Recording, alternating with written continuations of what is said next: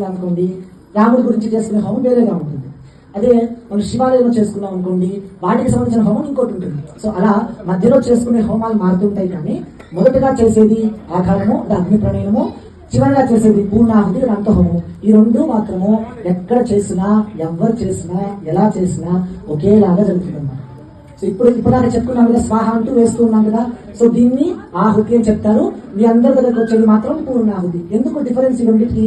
కేవలం మిగతా వాటిని ఆహుతి అని చెప్పి దీన్ని మాత్రమే పూర్ణాహుతి ఎందుకు చెప్తున్నారు? ఇక్కడ రెండు కారణాలు ఉంటాయి. ఒకటి, ఇది వేసిన తర్వాత ఇంకా వేయడానికి హోమంకి ఏం ఉండదన్నమాట. అంటే ఇప్పుడు ఎట్లా చెప్తారంటే, ఒక చెంబులో నీళ్లు కావాలి మనం అడిగామనుకోండి, ఆ చెంబులో బకెట్ నీళ్లు పోసేస్తే మొత్తం ఎక్సర్సైజ్ పై కింద పడుతుంది.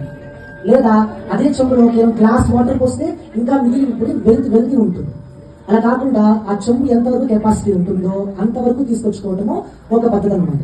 దాన్ని పూర్ణ కలశము అని చెప్తారు. పూర్ణ కుంభం అని మనం ఏదైనా కానీ గ్లాస్ నిండుగా ఉంది, చెంబు నిండుగా ఉంది